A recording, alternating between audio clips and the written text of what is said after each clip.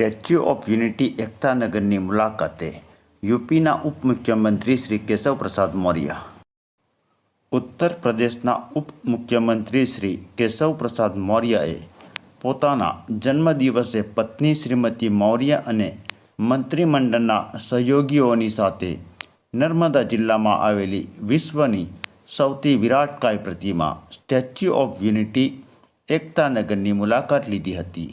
શ્રી મૌર્યએ લોખંડી પુરુષ સરદાર વલ્લભભાઈ પટેલની 182 મીટર ઊંચી આ ભવ્ય પ્રતિમાની સમક્ષ ઊભા રહીને ગૌરવની લાગણી અનુભવી હતી। આ પ્રસંગે તેમણે સરદાર સાહેબના વિચારો અને દેશની એકતા અખંડિતતા માટે આપેલ બહુમૂલ્ય યોગદાનને યાદ કરીને પ્રતિમાના દર્શન કરીને ભાવવંદના કરી હતી।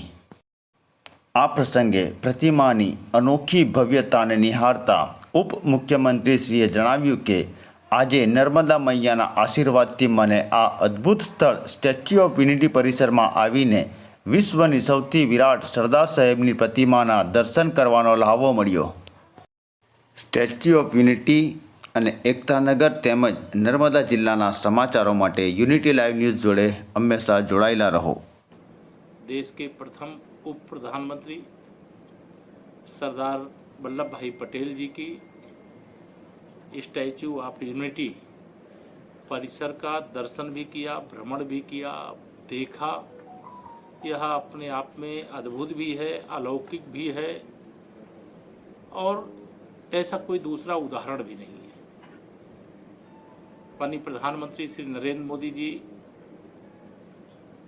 के नेतृत्व में विश्व की सबसे ऊंची प्रतिमा स्थापित करने की जब 2013 में बात हो रही थी, वह मोदी जी के दृढ़ इच्छा शक्ति का ये परिणाम है। और जिस प्रकार से माननीय प्रधानमंत्री जी ने राष्ट्रीय एकता के केंद्र के रूप में विश्व की सबसे ऊंची प्रतिमा सरदार जी की यहाँ पर स्थापित की है, जिस प्रकार से यहाँ रोजगार का एक केंद्र बना करके खड़ा करने का काम किया है, जिस प्रकार से यहाँ सुविधाओं को प्रदान करने का काम किया गया है, वह सीखने वाली बात है। मैं आज बहुत प्रभावित होकर के यहाँ से जा रहा हूँ और मुझे